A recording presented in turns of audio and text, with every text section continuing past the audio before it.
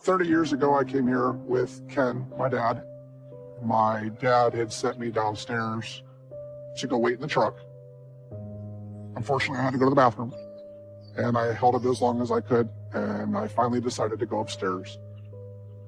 I would have never had to go in the bathroom. I would have never walked back upstairs and never seen anything. This was the first time I had ever seen a dead body that was not in a casket. That's something that I can never get out of my head. Every time I go to sleep, I picture things along these lines.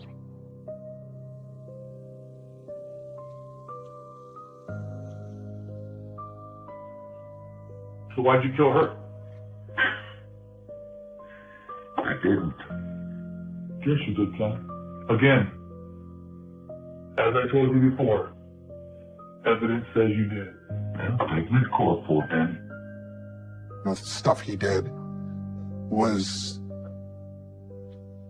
stuff that would give most people nightmares for the rest of their lives.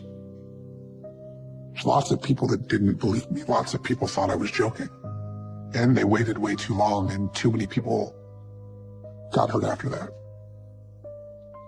I wouldn't have believed the kid either. But they should have.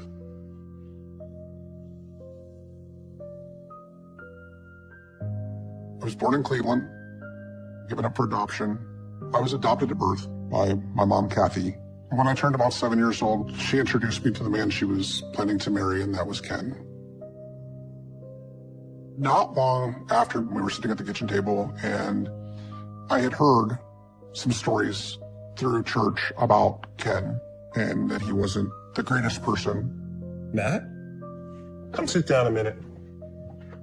My grandpa and my mom told me that Ken went to prison. He had been convicted of a murder charge. I was told that he had ran away from home at 18 years old, and he had needed cash, found somebody, robbed him. The robbery went bad, and the gentleman that was robbed lost his life. It was a long time ago. He didn't mean to kill anyone. And he's sorry for what he did. My grandpa said that Ken had made a bad choice and that people make mistakes. And that's why it was okay to give him a second chance. And we all have to learn how to forgive. Ken served his time 15 years. Just like anybody else, Ken deserves a second chance. And since he was out, then apparently other people thought he deserved a second chance as well. Do you understand? Yes. So to me, being little for him to be out, then in my head, he had done something to deserve to be out.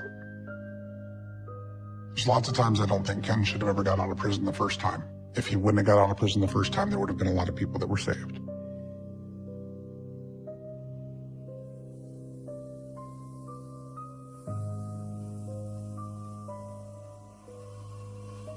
This was the kitchen table at the 7th Street home, and he was actually teaching me how to play 500 rummy.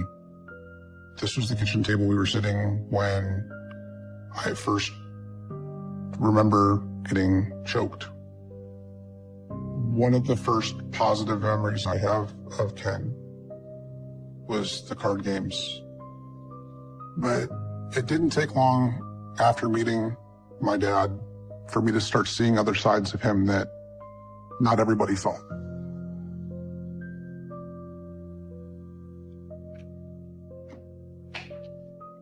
One afternoon, we were sitting down at the kitchen table, and he started to tell a story about getting into a fight in prison.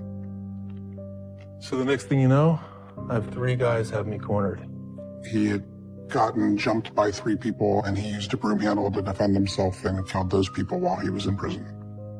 I laughed at him and thought it was kind of like, yeah, right. And then the next thing I know, I got a hand around my throat.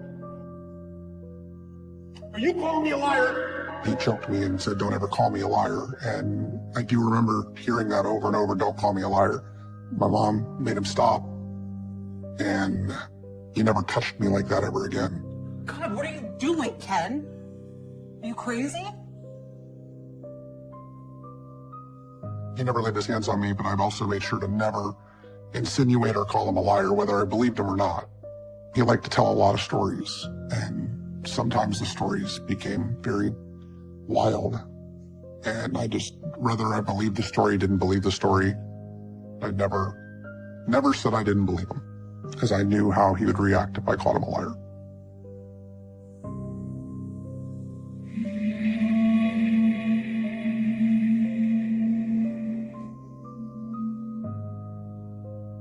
He loved to teach me everything. I mean, he taught me how to hunt, trap, shoot guns. He taught me how to do plumbing, electric, construction. He taught me everything that he could possibly teach me. Ken always felt that hunting and trapping was important. He had built a trapping room on the side of our garage, and he hung the animals in the back. And this was the first time I'd ever went actually with him to trap beaver. And this was one of the beavers that we brought back. Sometimes going in the room bothered me, seeing some of the animals just hanging there. There was always animals either hanging in there or caged in there. This photo was taken about a year after the incident with the possum.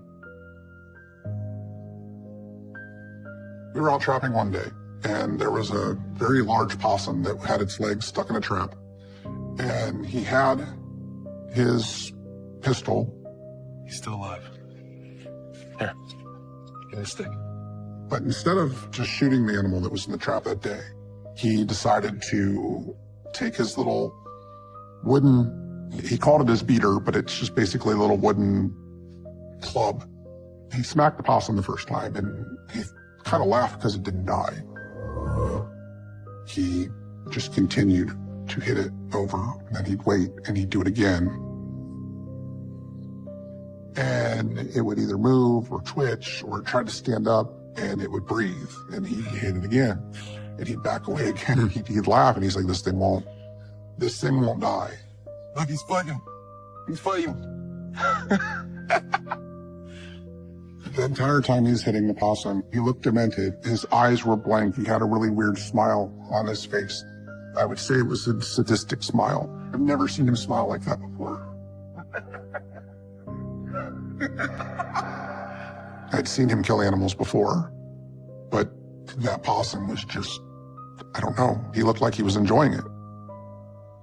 It had to be 5-10 minutes when it could have just been ended in a matter of seconds. Let's go. Once the possum was finally dead, he handed it to me and I had to carry it back to the truck. Let's go. It was upsetting. I've never seen him like that before, and I never understood it. But as I thought back about it, I thought, he had told me the story at the kitchen table about beating people with a broom handle, and then I saw him beat a possum with his little beater, as he called it. And that was the first time in my memory that I thought maybe that story was completely true. I started to believe his stories more after that one.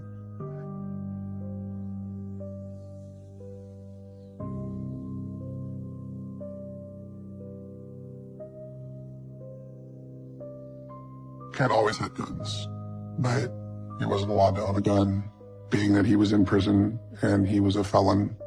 That's why he always had them hidden. Ken had guns hidden under a fish tank he made. He had an old vintage Coke machine that had guns hidden in it, guns under the bed, guns in his trucks.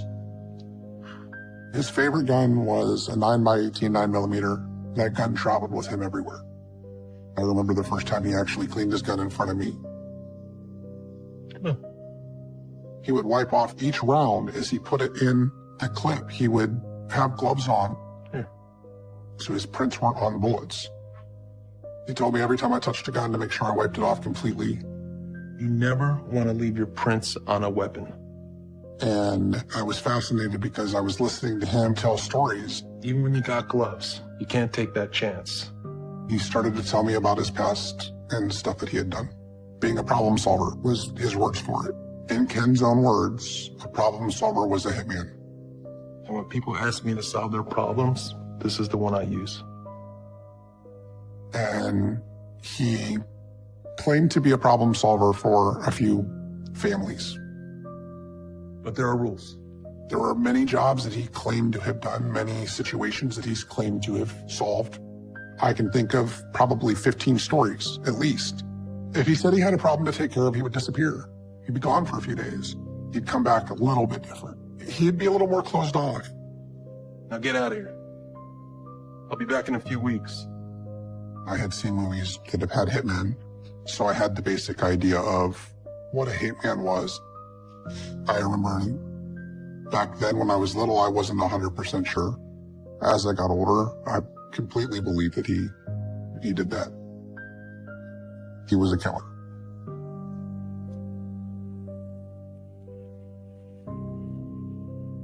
When I first met Ken, we used to go to garage sales all the time. If there was a garage sale, he'd stop because he always wanted to see what he could find and make money. One afternoon, we stopped at a yard sale and there was a drafting table, drawing table. I love to color, I love to draw. Ken, check this out. When I saw the drafting table, I wanted it more than anything. I begged for it. Can I get it, please? Let me ask the lady. And I remember there was a lady that was there. He started to negotiate with her at that point for the table. How much for that table? That table there's 85. He kept trying to get it, but he didn't want to pay her price. I'll give you 40 for it. His favorite thing was to negotiate. And he couldn't negotiate it. Come on. But, Ken, I said, let's go now. When we went to leave, he was his word would have been livid that he couldn't get it for what he wanted it for. He kept saying, well, I'll get it. Or I'll get you one. He kept reassuring me that I'd get it. He was angry. We left the yard sale. He took me home, dropped me off, and he left me there.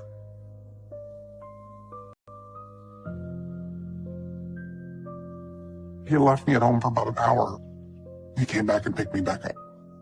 And then we went back to the garage sale. The drafting table was already outside the garage, which was where it was when we were there earlier. And he said that it was mine. Wait here. I'm going to get the table. There was nobody else at the garage sale. I did not see the woman at the garage sale any longer. I thought he went back, and I thought that maybe he went over there, negotiated, got it. I mean, he's persistent. So I didn't think anything of it. Hurry up. Come help me. Hurry up. The only change I noticed in Ken when we went back would be the fact that he was in a hurry. As soon as he came out of the garage, it was, it's time to go. We got to go. Let's load it. And we didn't even strap it down, which we always strap stuff down. We loaded the drafting table up and we left. And I remember when he drove home a different way than we drove the first time. It's in a matter of a couple days, the cops were at our door. And they're questioning him about somebody dying because somebody recognized the car at the house. The woman was dead. I didn't know who until later on. It might have been a couple years before I realized that the two were connected. Looking back now, I know he's the one that did it. And I know the cops know he did it. But the cops can't prove it. I was only at home, at the most an hour. And somewhere in that hour window, I believe she lost her life.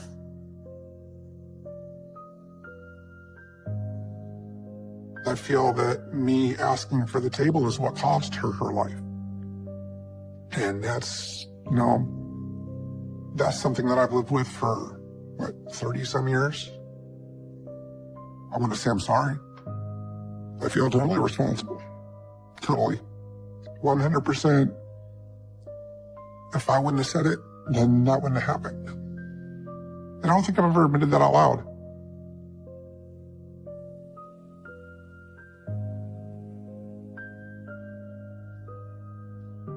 Ken always did odd jobs for everybody. He'd do everything from plumbing to work on bars to do roofs, build garages, rip stuff down, move people. He often brought me along just to help him out. When I was 12, maybe 13 years old, Ken took me along to another job. This time we were helping a friend of his, Patty, move some furniture from one apartment to another. Ken was the maintenance man for that building. We had taken some stuff up already, and Ken says, go ahead and wait in the car. I'll be down in a minute, and we'll get finished up. This looks like the last of it. I went down in the car and sat there. 5, maybe 10 minutes. I ended up having to go to the bathroom. So I got out of the truck, which I was told not to do. And I walked up the steps to the new apartment. I turned right to go in the door. I turned the door handle and I saw her laying there. I saw her bloody and naked.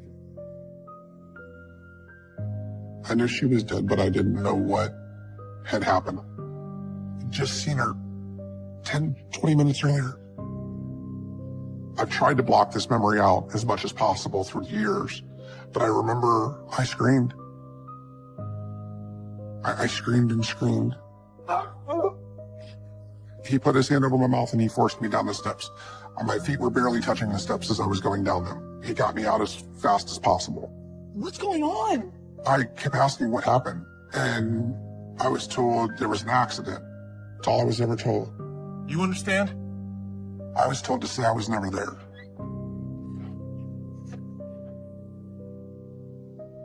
As soon as I got home, I told my mom. I don't think my mom believed it. I think my mom was blinded to everything going on. My mom still tells me to this day that if she realized what was going on, she would have stopped it a long time ago. I remember being told that I pretty much didn't see what I saw. The cops were there to talk to him that day. The cops asked me if I was there, and I was told to tell them no. If I would have said yes, maybe the cops would have found a way to question me, but all of a sudden it was dropped. I mean, they didn't question him anymore. Once again, there was no evidence.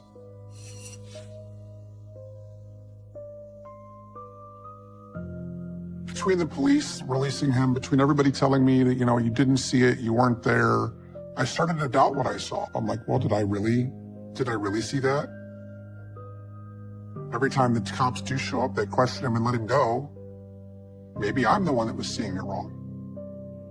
Rationalizing what I saw, I kept trying to tell myself that it was like maybe she fell, it was an accident. When she was getting out of the shower, she fell and got hurt and he laid her there.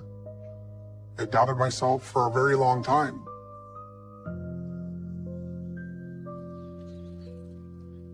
The yellowish tan brick building behind me is where Patricia was killed. She didn't deserve what Ken did to her. She was one of the nicest women that I've ever met. I was joking around with her on the first trip up the stairs. Everything seemed to be fine. And next time I walked up, she was just laying there. We came out the open door right there to the left of the electric meters, and we got into the vehicle right here in the middle of what would have been in the middle of the white brick building, and we left. I believe what happened had to have been quick. At least I hope it was quick. I hope that it wasn't drawn out, and I hope she didn't lay there when he took me away and potentially suffer. I believe he strangled her, and I believe he cut her. But I was turned around so quickly.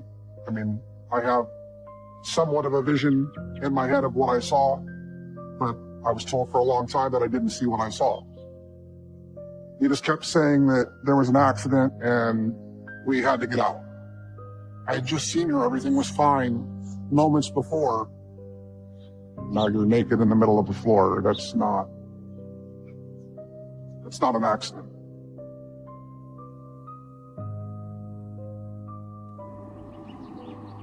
Ken did a lot of home improvement jobs. He also installed security systems. And Ken had previously installed an alarm system on a home, and he told me I needed to come with him to help him fix a problem that they were having with the alarm. We showed up, and the woman that lived there said she was getting ready to make cookies. We were working on the alarm system. Ken seemed actually relatively happy. I mean, I didn't see any issues. I didn't see anything wrong. I was in the bedroom. He was in the living room, dining room area. And I heard a very loud pop, bang, very loud noise, like extremely loud. I was like, hey, Dad, what was that? I was like, you all right? And he answers back, I knocked something over and I broke it. He's like, I'll tell you when we get outside. Keep doing what you were doing. He was like, just stay there and I'll get done. He finished fishing the thing through the wall. We hooked the wire up and we finished the alarm system and we went to leave. I walked by the room and you could see into the living room. She was in the living room when we left on the couch, ice pack on her forehead. Don't wake her. I asked him what was going on. She's not feeling well. She's taking a nap. He said the woman had a headache and went to lay down. He had helped her make an ice pack. Here, take this. He handed me it was his blue handkerchief that he always carried. He had me wipe off the door handle, the alarm panel, the inside and outside of the door as we carried everything out. Which I thought was kind of weird. He was like, when you close the door, use your rag. He's like, we don't want to leave dirt marks. He made sure I was the one that wiped it off, and I set the alarm and I closed the door and then we left. That was the weird part, was why would we set the alarm with her in the house? Within a matter of 2 days, I had heard it on the radio. I'd heard she had died. I'd heard she got shot. Apparently her husband came home and didn't realize that she was deceased at the time. Thought she was just laying on the couch with a headache, and it took him a while to realize that she was gone.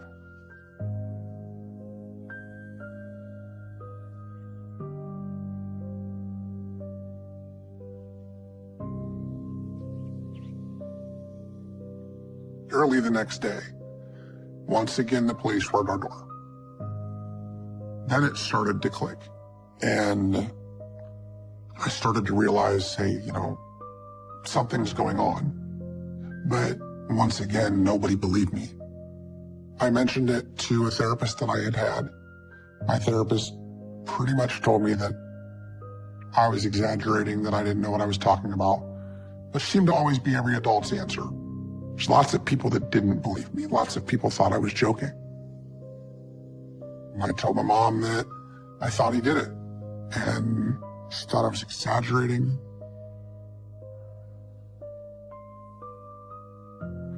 I also talked to Ken, and I asked him why this kept going on, and his response was, oh, it's just BS.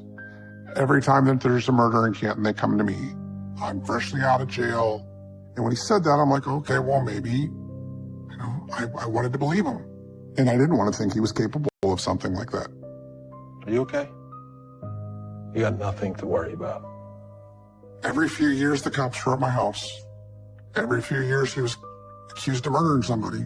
Nothing ever happened. If they hadn't evidence, they would have arrested him, but they never arrested him. If the cops didn't think he did it, then why should I think he did it? Then I heard that the husband got questioned. People were saying, oh, it was the husband. I thought, well, maybe the husband came home and they got into a fight. So I, once again, tried to, in my head, brush it off.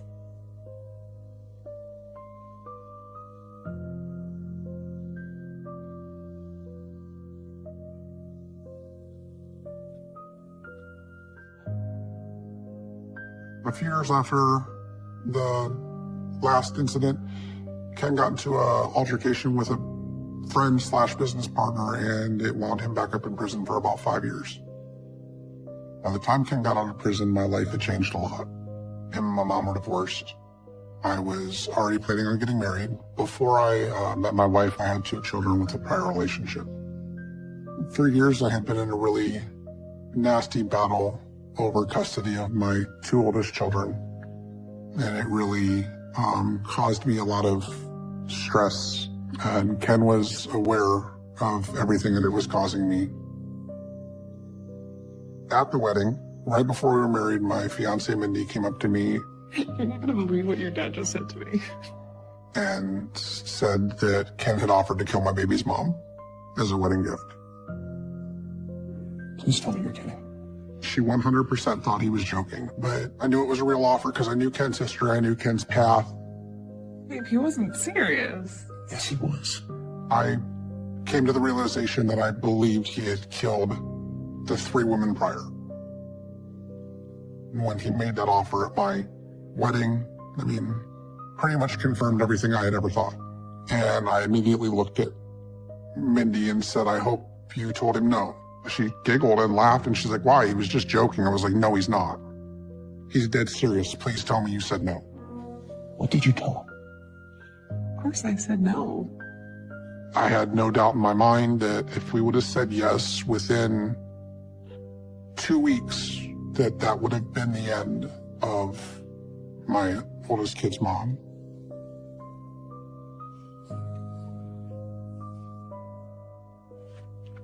This was my wedding to my wife. This was about 10 minutes prior to when he offered to, as a wedding present, to kill my ex. He was beyond dead serious. I'm glad my wife said no, but he made that offer here, and an hour and a half, 2 hours later, when the wedding's over, he's sitting downstairs sharing his plate of food with my youngest son.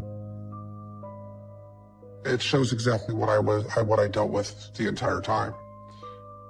One minute he would be the guy that was in this picture that made the offer. The next minute he would be one of the nicest people in the world that would give you his shirt off their back. When I saw him sitting there holding my son and feeding my son sausage with my son on his lap, I looked at him and said, there's still a chance to make him a decent person. And I tried, and I tried, and I tried. Fortunately, it didn't work.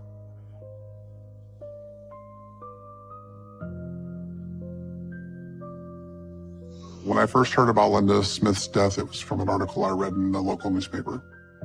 I had met Linda Smith numerous times. Ken had done odd home improvement jobs for one of her friends. She had been at our home to have many cookouts and parties that Ken had on our property.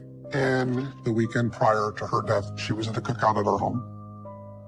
I had read that she was murdered, and I had read that it was a gruesome scene. And when I heard the description, somewhere inside of me, I knew it was him. He was just over there.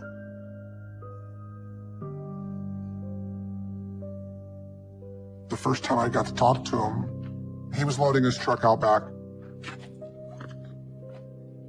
I asked Ken if he had heard about it. I just heard about Linda. He was like, yeah, I heard it. He was like, I'm pretty sure they'll be here to question me before long. But this time I wasn't a kid. You going someplace?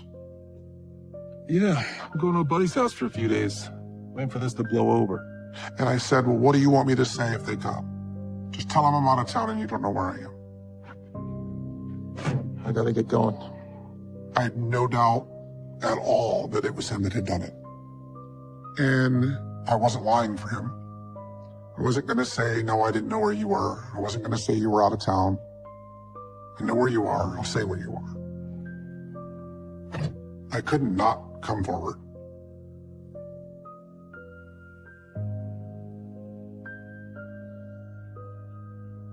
I reached out to the police department and said, hey, you need to look at Ken. And they had me come in and they questioned me. So what makes you think your dad's the one who did this? And I gave the police details of what I thought happened. She was either strangled with this or this. And I started describing details of the murder scene without ever being there. You seem to know an awful lot. Sure you weren't there? And they said that I knew some details that were there that I shouldn't know for being somebody that wasn't there. And they were like, how do you know these details? I said, because they match another one. What other ones? They put me on to a lie detector test at that point in time. After a while, they realized that I wasn't lying. Listen, if you're right, you could really help us out here. And they asked if they thought I could get him to talk. They said, does he trust you? Will they talk about things in front of you? I was like, yes, he tells me stories all the time. I'm supposed to see him this week. That's when they had me wear a wire for the first time.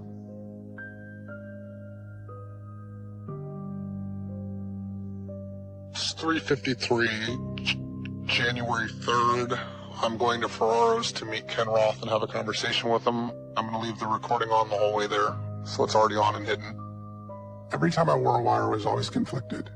It was always a toss-up between the guy I wanted to put in jail and my dad. When they have you back in there again? The other night, they called me at 8 o'clock in the evening and asked me all the same damn questions. I went out of my way to try to get Ken to admit to stuff. I tried to get him to talk about Linda, and I tried to get him to talk about the 3 when I was growing up. They think it could have been her husband, but they have no proof, no evidence, no nothing. Right now, they're the dead end. Oh, it's like they were all the other ones. I was trying to get anything and everything that the cops could use as leverage to get him to admit to murdering Linda. The paper said she was strangled. I never read the paper. I didn't even get to see it. He would have never thought that I would have been the one wearing a wire. Which is why I knew that if anybody was going to get him to admit anything, it was going to be me. So it had to be somebody who either had keys in the house or knew her real well, because her keys were in the house with her. And yet nothing's missing, they said. All her rings, her jewelry, everything was still there. So it had to be somebody she knew. If they asked me if I knew who it was, I said no. The times I wore a wire, he always had his gun on his hip. Always. So every time that I was sitting there talking to him and he had his gun, I'd think, what would he do if he knew I was wearing it? And I knew he would have shot me. And that kept pushing me back to the reality of I need to get him to talk. That actually kept me focused on what I was supposed to do. It's par for course. You know how they act. You know how it is. Oh, yeah. Like I told them, I can play their dumb games and all, they can keep playing them. That was one of the times I wore a wire to try to get him to admit to stuff. I was pushing the issue quite a bit more there than I normally would have. Because I was afraid he would hurt somebody else. I was afraid of what he would do to the next person or how many next people there would have been. I kept fishing for a long time to see if I could get him to admit something. And I think that around that point in time is when he realized too that I was up to something.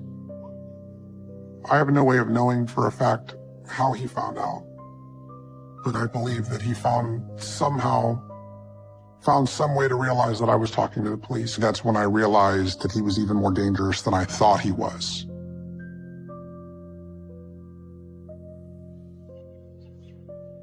After I started speaking with the police, I noticed some strange things happening. A truck ran me and my son off of the road next to our home and put us into a ditch. Somebody came in our house and loosened plumbing under 3 different sinks at once, to the point that our house was filling with water. Next night, somebody went and opened all of our house windows. People started disconnecting our car batteries. Then stuff started coming up missing. Like a picture might be moved from one room to another, or a picture of all of us might be gone. Only one other person had a key to our house, and that was Ken.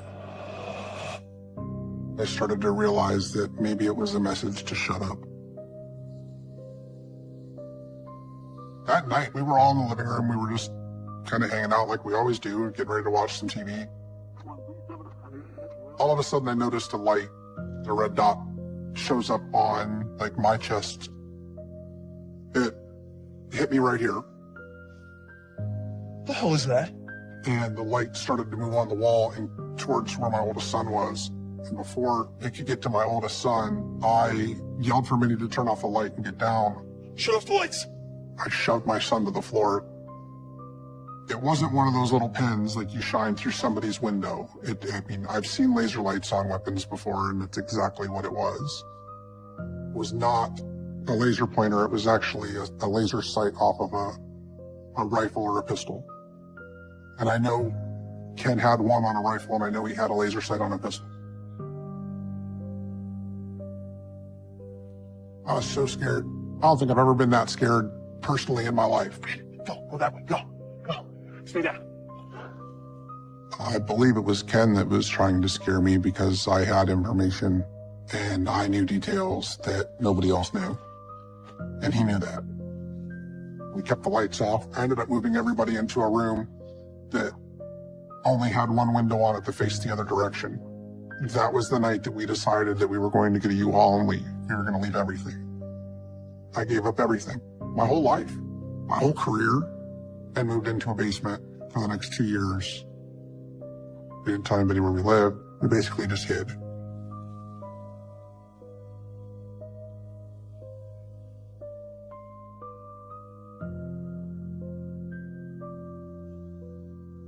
got a call from a friend that told me that there was 20 to 30 cop cars surrounding the house, cops everywhere. Ken wound up getting arrested for a weapons charge to where a felon's not allowed to own a firearm. So they arrested him and he was given 2 years in prison. During that time, the investigation into the murder of Linda Smith had picked up. A new sheriff had taken over and was really pushing to make sure Ken did not get out of prison after the 2 years. So let's go to the 2009 homicide, Linda Smith.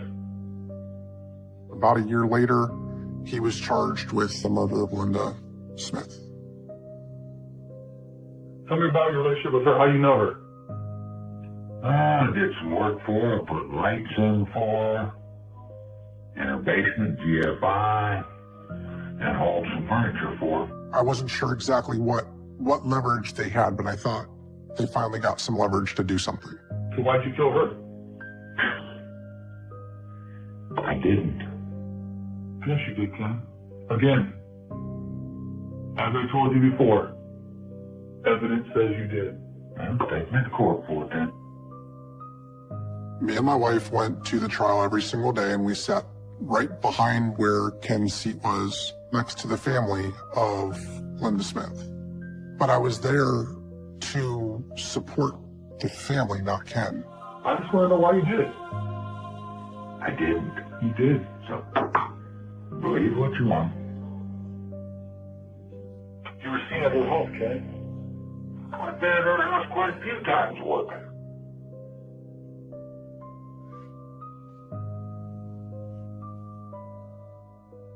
It was weird hearing his voice after this long.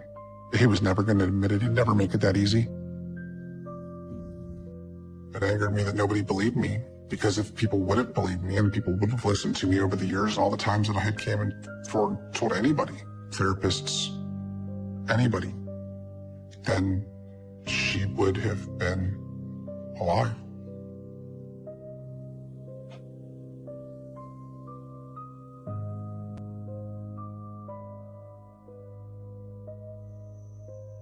I actually did feel validated. I know that sounds selfish, but I had told people for many years what was going on. And I had so many people that I had been around and grew up around that messaged me and reached out to me on social media, in person, and said, hey, look, I'm sorry I never believed you. But half of me thought I did the right thing, and half of me was like, I just gave up my dad. Lost a lot of family because the family didn't want to admit he did it.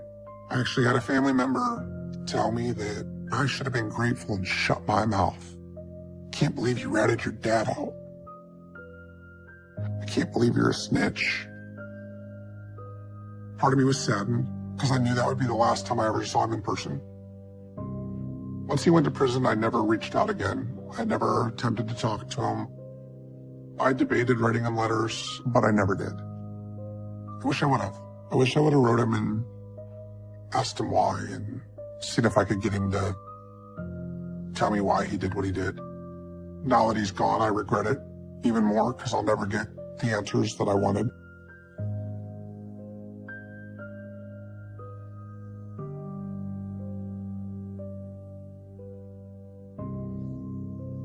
He was diagnosed with COVID. He ended up going into a coma, and while in a coma, his bowels burst and he died. I immediately got super depressed. I went in the bathroom and actually got in the shower and locked myself in the bathroom for a couple hours. I didn't want to come out. I didn't want to talk to nobody. I didn't want to look at nobody. I was already feeling guilty. I was the one that helped put him there, and I was the one that made him die alone. And that's the part that I felt guilty on. It wasn't the fact that he was spending the rest of his life in prison. It was the fact that he had to suffer and die alone. He deserved to live his life sentence out in prison. I don't think he deserved to die the way he did in prison. And that's something that I have to figure out how to deal with. I miss the good dad that I grew up with. I miss the man that taught me how to shoot a gun and trap an animal, and as much as I love him for being my dad, part of me hates him for putting me through everything that he put me through.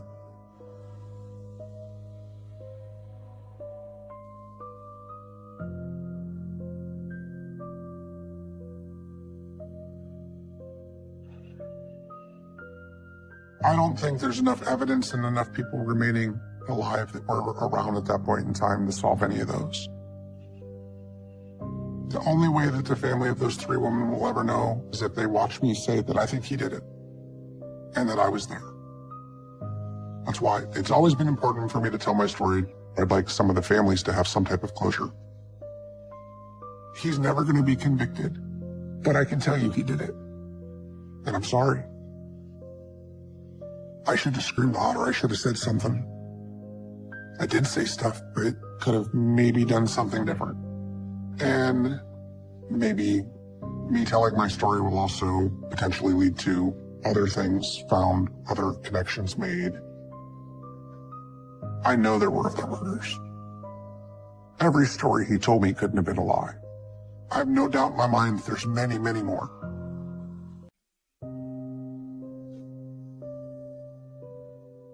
I just want to look at him and tell him to go to hell. You're a piece of trash. Just because you're miserable didn't give you the right to ruin other people's lives. You know what? The longer I look at him, he's not scary. This picture, he looks like a little punk. And in this picture, he looks like a little punk trying to pretend he's not a little punk. So, to be honest, thank you for showing me this. This is going to help me, I think. Yeah, I'm done. I'm not scared of him anymore. What can he do? What can he do? I feel empowered holding these pictures now. Can I rip these up? He's gone. He's gone. He's gone. He's gone. He's gone. And if I was allowed to set a fire right here, I would. Because I feel like ripping him up and still see him. Look. See, I'm trying to rip him up and he's still looking at me. Monster. Evil. Demon. Goodbye. If you never believed in evil before and you hear about this, you have to believe in it now. I was in my early 20s, just got out of a bad relationship. A good friend of mine told me she had the perfect guy for me and that I just couldn't miss this opportunity to meet him. And the guy that she introduced me to was Patrick Fowler. She was like, he's just such a good guy. You're never gonna find another guy like this. And I'm like, well, how do you know him? Oh, he's my ex. And I'm like, well, if he's so great, why aren't you with him? We were just growing in different ways. We were young and there's just too much history there. But he's a great dad, he's a great guy, and I really think you two would get along. I promise you're gonna love him. She wouldn't give up. And I just thought at the time that she was just being a friend, looking out for me. But I think in actuality, she knew for a fact he was abusive, knew for a fact he was crazy. She used me to get away from him. But I didn't really know that part at the time. So when I met him, he lived up to everything she said. He's like, so tell me about yourself. You know, I heard you have kids, and just asked all the right questions. Now you gotta get back to your kid. I'm really looking forward to getting to know y'all a lot better. I asked the same questions, but it was almost like Patrick avoided answering questions specific to him. I just feel like I talked about me all night. I want to know more about you. I'm just boring. He would always kind of, well, this is about you. You're important. You can learn about me later. Well, maybe I can dig a little something out of you. So that means I get to see you again? I just feel like he didn't want me to know him. He wanted to know me because then it would be easier to manipulate and control like evil people do. But at the time, I did not view it that way. I felt loved and seen and beautiful and appreciated and the center of his attention. And that's what, in the moment, I thought was the perfect man. I don't like to visualize him. I almost started crying. I seen his face and it just like, whew, scared the crap out of me. Oh. I don't talk about him a lot. So us talking is just like bringing stuff back. Whew. Sorry. I didn't expect this. I think it triggers me because I just wish I would have said no.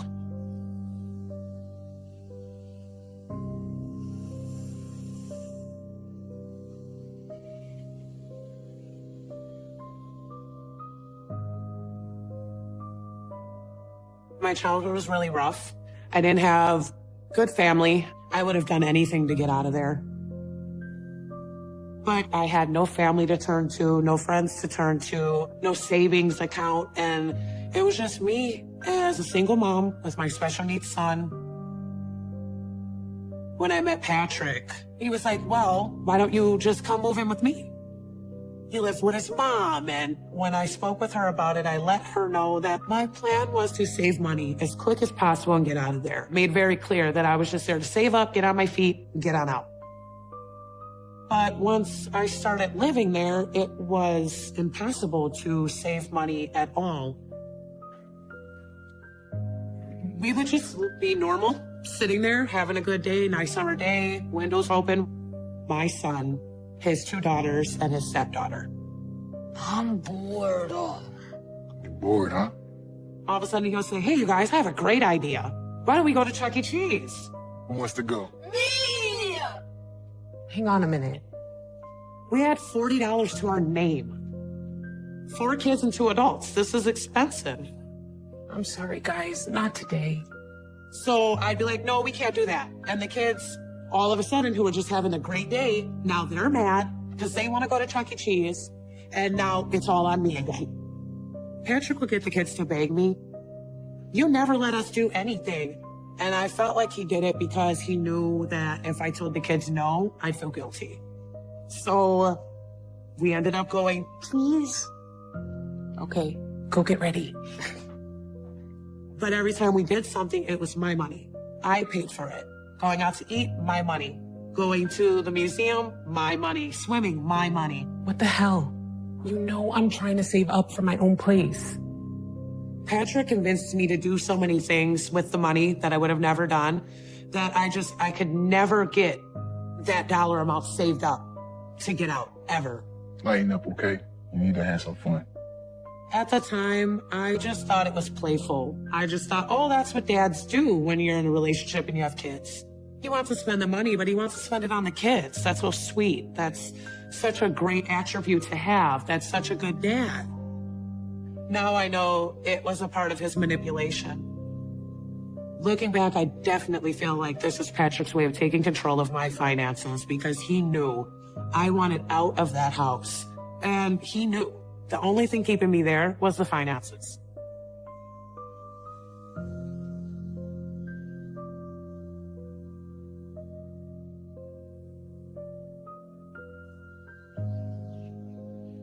When I met his sister-in-law and his brother came to town, that was the very first time that I started noticing is just disdain for women. He had a brother that lived out of town, him, his wife, and they had 1 roommate.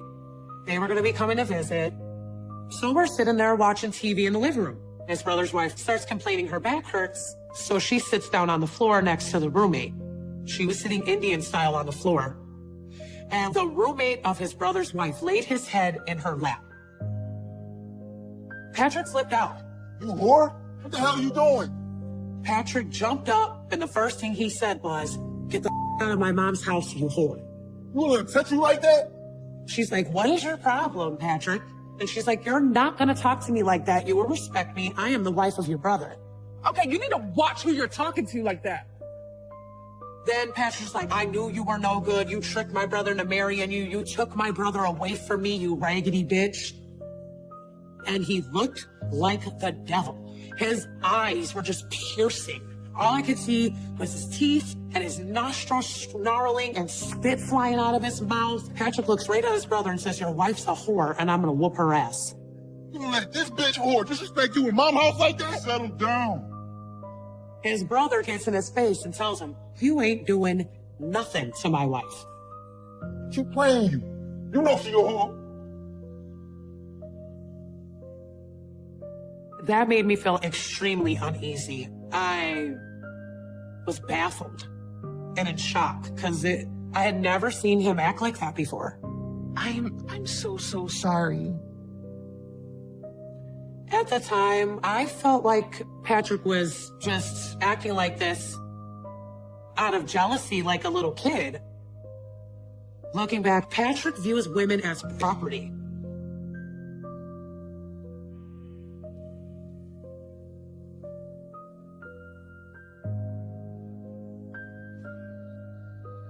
When me and Patrick first got together, he was very touchy-feely and endearing, holding my hand. I just thought he was affectionate. But as time went on, I no longer seen it as affectionate. I seen it as an obsession. In bed at night, when we lay down to go to sleep, he'd wrap his arms around me and a leg. It went from an enduring cuddle to almost a suffocating hold. If I moved, he'd wake up and squeeze me so tight, and I'd say, you're hurting me. And he'd wake up a little bit, loosen it up. Where are you going? What's the problem? I have to go to the bathroom. Nah, you good. He would literally tell me I was not allowed to get up and go pee. So I wiggled out of his arms and I went pee, and when I came back in there, he's sitting up. Where have you been? You've been gone for hours. I'm like, no, I've been gone for like 3 whole minutes. I peed, I washed my hands, and I came back. I swear these bitches order something. And then all of a sudden, whore started coming out. Whore, whore. And he would just repeat it. You're all bitches and whores. I was in a complete state of shock. That was the first time I've ever heard him say anything like derogatory towards me. Did you just call me a whore? When I got upset with him and he seen I was upset, he would, oh, I'm so sorry. I'm just not used to being in a relationship. I just love you so much. I need to make sure you're okay at all times. And he held me again. I could not sleep for that rest of that night. I felt like I was in a full-blown panic and anxiety attack for the next 2 days. He wasn't holding me to hold me anymore. Patrick was now holding me to confine me.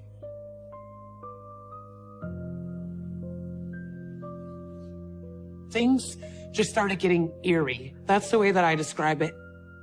I wasn't allowed to be alone at all. If I went to take out the trash, he was in the window staring at me eerily. I wasn't allowed to sit down at the table and eat a meal without holding his hand. I get up to go to the bathroom. It's, where are you going? That's not normal. I felt Patrick was definitely unreasonably obsessed with me. And, I didn't understand why. One time, I wanted to wind down like most women do in a hot bath. I'm laying in the bathtub, enjoying myself. I got my, candles lit, thinking I'm finally alone. And I look at the doorway and I see, like, feet, that shadow of the 2 feet. So I'm like, who is that? No response. The kids are gone, it's late, everybody's sleeping, so that has to be Patrick. Patrick, is that you?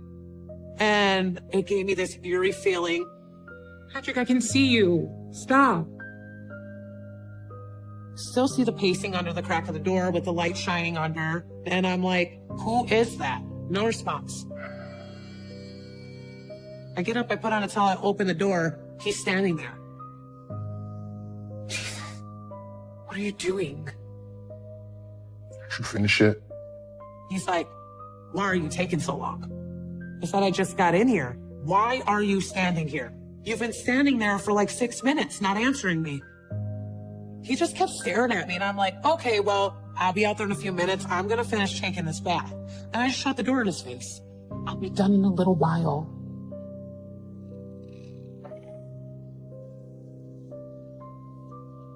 I finished taking my bath. He just grabs me by the back of my head and starts kissing me, really rough. He rips my towel down. and he had sex with me. He raped me. And this is the first time I've ever said that out loud. Patrick raped me. From that moment on, I was afraid of that man. I felt that Patrick, he now seen me as his belonging. But I stayed because I felt trapped. I had nowhere to go. I have no family, no money, nowhere to go. What am I supposed to do? And I know that can be hard to understand from people that have never went through this before. And all I can say to you is be grateful instead of judgmental. You don't have to understand me. Just respect what I'm saying and don't down me for it.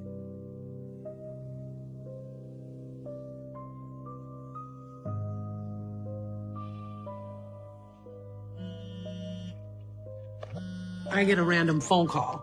Hello? And I don't recognize the number, but I answered it anyway. And there was a lady on the other end, and she asked for me by name, and that freaked me out. Yes, this is she. I said, who is this? She said, this is Mr. Fowler's probation officer. Do you have a few moments to talk? Probation? Probation for what? I was told by the probation officer that Patrick had failed to register on the sex offender registry, which I didn't even know he needed to do that, because he had sexually assaulted a minor or child under the age of 16. I went in complete shock, and the first thing I said is, what are you talking about? She said, do you have children? I said, yes, I do. She told me right then and there that I had to come in and meet her, that Patrick wasn't allowed around children. And then she let me know he just got out of jail. He was incarcerated this last time for domestic violence on his ex. My whole world kind of just crumbled. This was my friend, and she told me he was never abusive. And I just felt like a knife through the heart. Like I felt so unbelievably betrayed by this girl. Goodbye.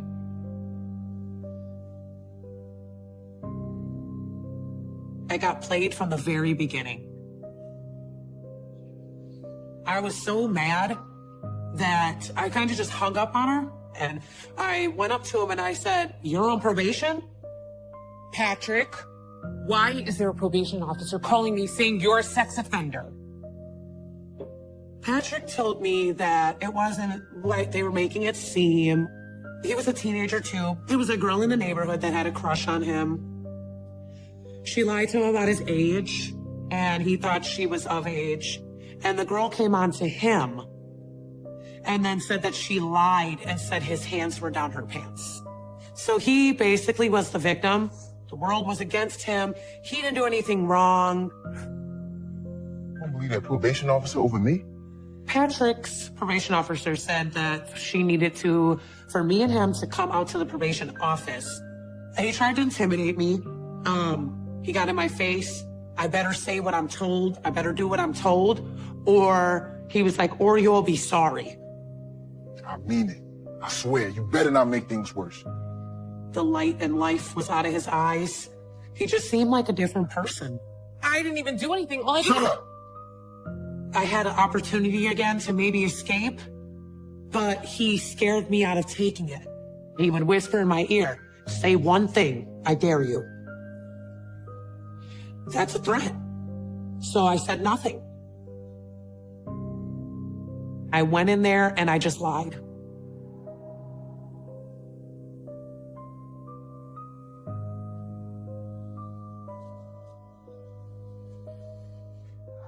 That night, I had just had enough.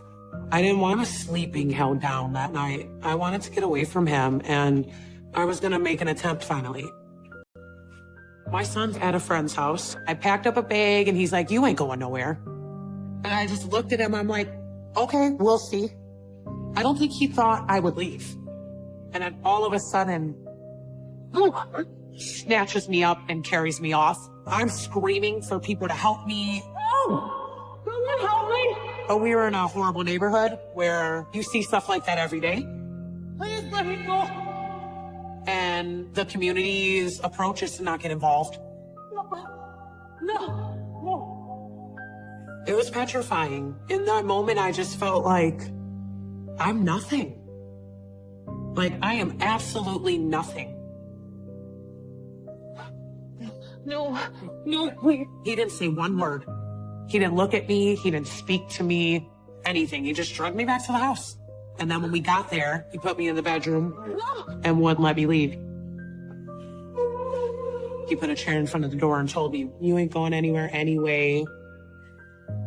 That night was a game changer because that was the first time that I didn't just feel like I couldn't leave. I knew for a fact I can't leave.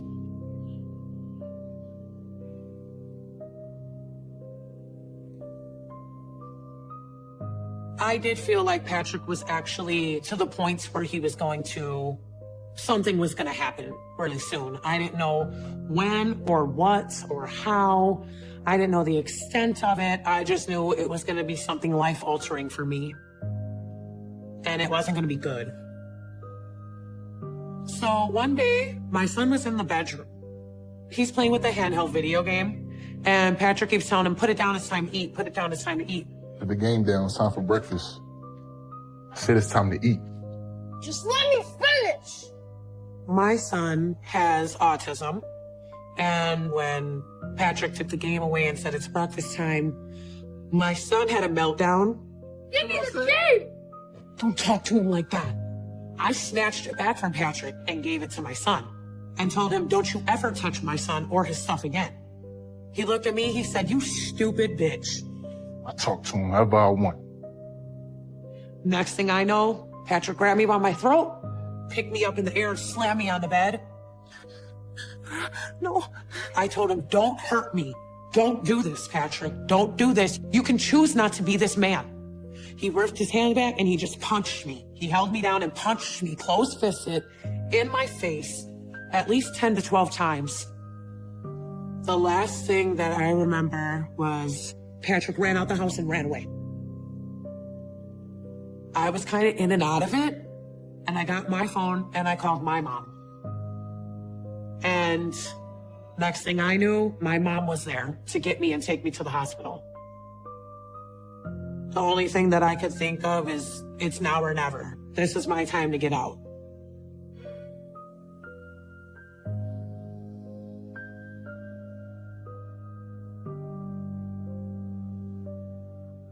Patrick was on the run at large. Police couldn't find him. They couldn't even find any leads. They had no idea where to even look. And he began to call me while I was in a hospital bed. At first, it would be, I just need to see you. I just want you. I just can't live without you. I'm like, you know what? I'm done. I'm away from you. Don't you ever call me again. I don't want to see you again. Patrick kept calling me and I kept saying no. And then it switched from that to, well, I'm going to kill you. Do what? Then he called me and he'd be like, you know, it'd be a shame if something happened to your mother. Click, hung up on me. He knows where my mom lives. My son is at my mom's house. I just sat there crying. Then he called me again. So, have you decided that you're ready to talk now? And he's like, I just need to see you one time. Please, I'll do anything. I'll turn myself in if you just agree to come and have one last conversation with me. Okay, I'll come if it stops all of this. All I can think about is this a trap? Is he setting me up to where nobody will know where I am? Nobody will be able to find me. And he just said he was going to kill me. Is he just trying to lure me in? And I just decided that with weighing my options, I was unsafe either way. And I was tired of the unknown. The police are telling me they can't find him. They have no leads. I just wanted it to be over. I wanted it to end. I wanted the torment to end. I couldn't live like this anymore. He promised me if I communicated with him, he would turn himself in. He gave me the address. I was petrified. Every step I took, it was like when you're pulling petals off a flower. He loves me not. I'm gonna die, I'm gonna live. I'm gonna die, I'm gonna live. My thought was, as soon as the door opened, I was gonna get punched in the face or stabbed and wake up tied up somewhere. But instead, when I opened the door, he hugged me and started crying. Christina, I'm sorry. He wanted to make sure that we were still together. I just felt like, let me let him get it out. Let me let him get whatever he needs in his crazy head. So he will walk out this door and turn himself in. Well, I think we can make it work, but you made me a promise. I definitely pretended we were good again. I told him I promised you I'd come and have a conversation with you. And that you were supposed to turn yourself in. Come on in. Let's talk about it. And he was like, the only way I'll turn myself in and I'll believe that you're gonna wait for me is if you get pregnant. I'm not going nowhere until we talk this out. He would lock the door and tell me that I better not try to run. He trapped me there for 2 straight days.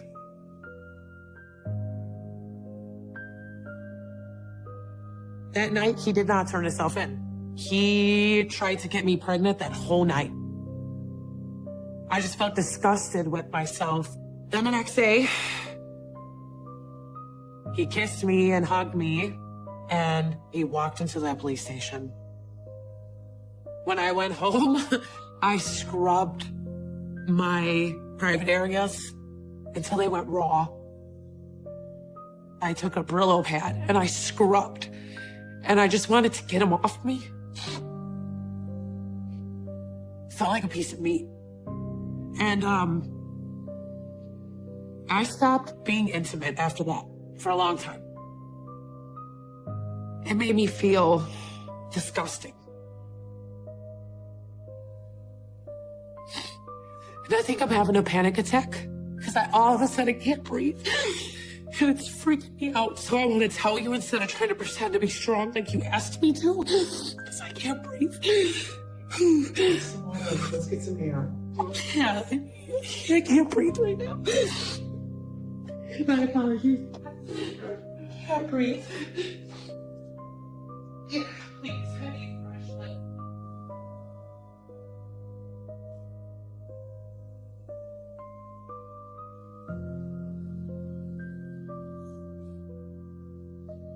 Once I found out I wasn't pregnant, I found a really nice house, me and my son. I just felt like the sun was shining on us. What I was being told from the victim witness advocates and everybody else was that he was going to be getting at least 5 to 10 years. And then all of a sudden it was, oh, he took a plea deal. He's just gonna do these couple of years and he's not getting a felony and he's getting good time and he can have probation. And I'm like, I thought he'd be gone forever.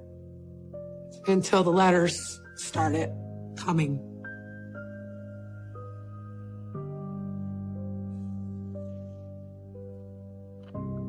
One time, me and my son went to the zoo. And when we got home from the zoo, my son likes to check the mail. He grabs the mail out and brings it to me. Mom, thanks. And I pick it up, and it doesn't say Patrick's name on it. It was from a different inmate. But I'm like, I don't know this person. I opened it up, and the first thing it said was, I know what your house looks like. I'm watching you, always watching. And I flip it over, and then there's a drawing. And I'm looking at it, I'm like, wait a minute. This is my damn house. He knows exactly where I live. I've come to find out that it was an inmate he was incarcerated with, got released. And he sent him to look for me. It was just like his way of letting me know, even when I'm in jail, you are not safe from me. Crumbled it up and threw it away and tried to just pretend I never seen it. But I started receiving letters. I would get one once a week for like 2 or 3 weeks. And then all of a sudden they were coming every other day and they did not stop. Hello? And then he started calling me and he would threaten me on the phone calls. Patrick, is that you? Don't hang up this phone call. You know I know where you are. He started talking a lot again about babies and marriage and said, okay, you have to go and get your wedding dress. I don't understand. Stop calling me. He got mad and said, you're going to go look for a dress right now.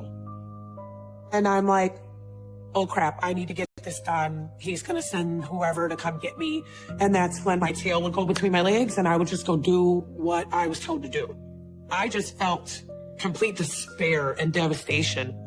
I knew for certain that if I didn't play along, when he got out, I was dead. Okay, I'll do it.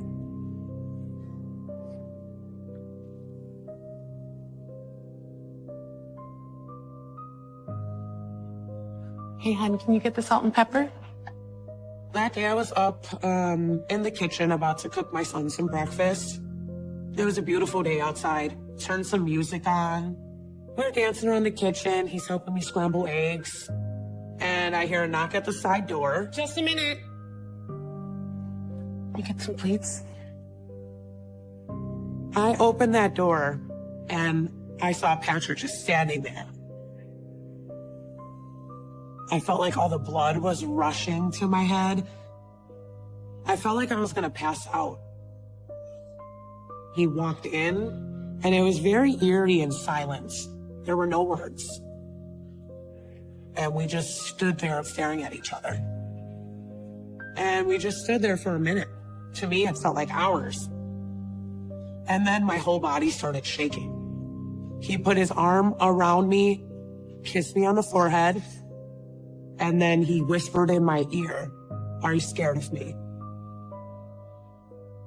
And I feel like all the blood left my body. Like I must have been pale as a ghost.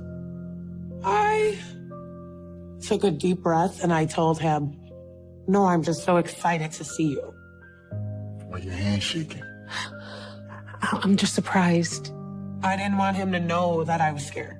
I had to play along. I had to play happy little housewife.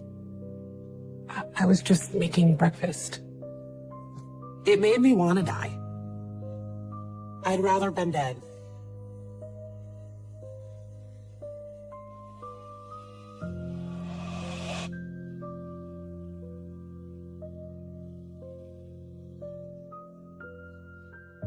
He wasn't even released an entire month before things went bad.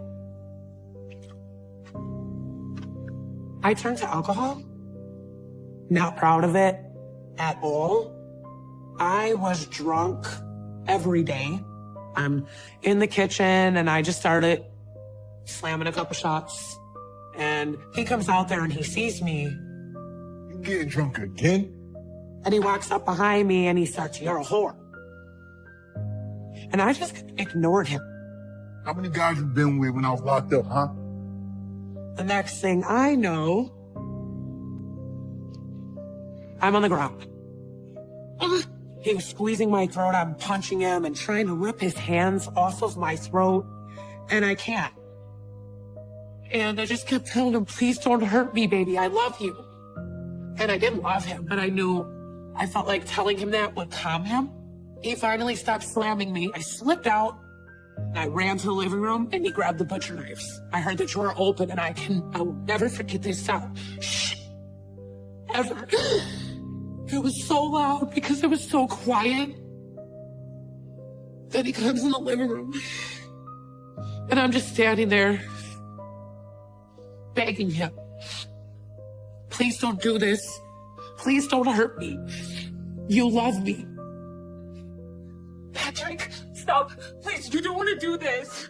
You the one making me do this. "But I'm not doing anything." The next thing I know, he comes at me with a knife. He puts one to my throat in front of me. So I'm here. He has me grabbed by the back of the head and the knife's here. And he's looking at me and he's telling me, "This is all your fault." And then he says, "We all died tonight." He turned me over right there, put me on my hands and knees. One hand here, and he had a knife here. He kissed on my neck, and he tells me, "You ready? You ready?" And I'm just sitting there thinking, what do I do? What do I do?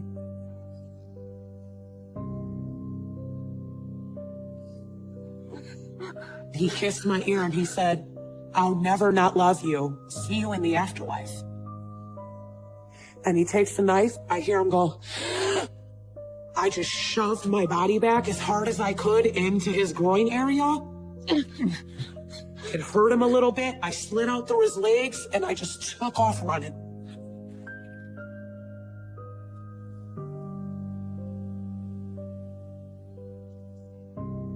I got a phone call, and when I answered it, it was the district attorney's office, and they were requesting me to come to an in-person meeting. Thank you for coming in, Christina. The first thing I heard is, okay, we'll cut to the chase. Patrick accepted a plea deal. He got 2 years. That's it. You out of your minds? That's what my life is worth? 2 years? The shock, bam, hit me. I heard nothing else they said to me. Charlie Brown, womp, womp, womp, womp, womp, womp, womp, womp, womp. I'm just looking around at all of them with disdain. I didn't feel protected. I felt like the last time he was incarcerated for the same thing, for abuse of me, he was allowed to stalk me from behind bars. I'm sorry, miss, but he'll do time, and that's what we needed to make sure of. I sat straight up and I leaned forward like this and I looked them dead in their eyes and I told them, remember me. Remember my face, remember my name, and remember my son's smile. Because you're releasing a monster. I've done all I can do except for be in the morgue. And you're gonna let him out? He will kill me, and if he can't find me, Lord have mercy on whatever poor soul he tricks into letting them in their life. Because if he can't find and kill me, he's going to kill somebody. He's obsessive. When you find me dead in a couple years, it's gonna be your fault. They promised me that absolutely when he would be getting released, I would be notified. There would be no surprises, no shock factor. We promise you this, and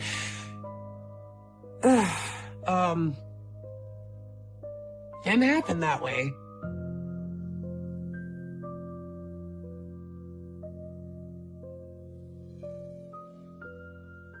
It was somewhere in March 2016. Flowers blooming, grass cut smell, windows open. It's bliss for me. And I turn on the TV and I see him, and then it's all gone. Fowler is accused of killing his girlfriend, Jessica Ellenberger, and her daughter, Madison Marshall. He told police he and Jessie got into a fight.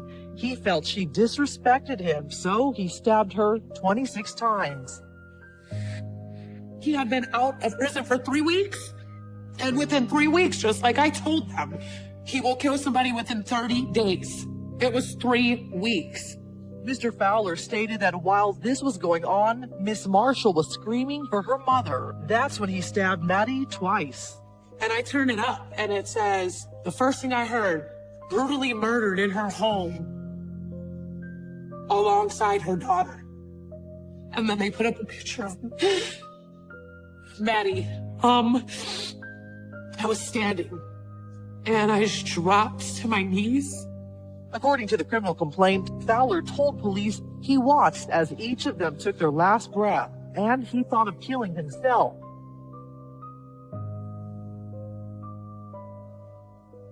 She was brutally stabbed over 20 times, and I'm like, he did it, he did it, he did it. It was him, he did it, and I couldn't stop. He did it, he did it, he killed her. Why did he kill her? And I didn't even know he was released.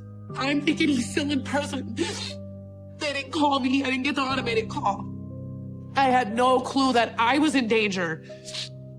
And so then my thought is, oh my God, I could be dead right now if he would have found me, but I moved. Fowler used Maddie's coloring books to start the house on fire. And after setting it on fire, he walked out the front door, taking Easter candy from the house with him. He killed her the same way he said he was gonna kill me. He stabbed her to death. He said he was gonna stab me to death, stab my son, and then kill himself. And so it was just like, that should be me. I should be dead, not her. If I could trade places with her, I would. I would trade places with her in a heartbeat so that her daughter could live. I don't understand how somebody can be such a monster. Evil is real, and it's inside of people. he's an animal.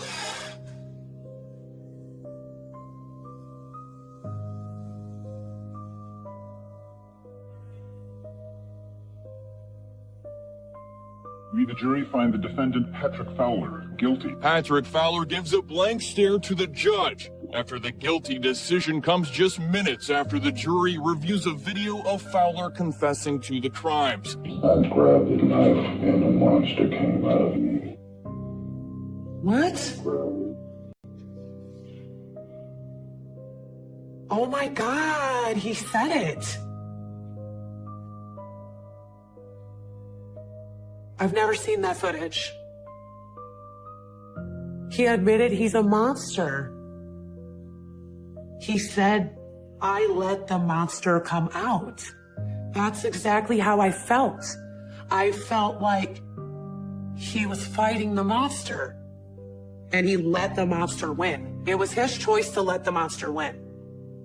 I can't believe that. Unbelievable. I wish I would have seen that a long time ago instead of being scared to watch all the footage. It gives me some type of peace of mind because I know he knows what he did. I know he knows that he's a monster.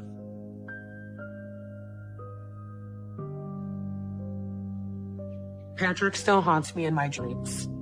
I have nightmares once or twice a month. I'm not going to have nightmares about him anymore. He admitted it. That's my final step. He admitted he's a monster. And I'm really glad that I came here and seen it because I would have never seen it. Patrick Fowler is a coward. Patrick Fowler is a monster by choice. And Patrick Fowler is exactly where he needs to be.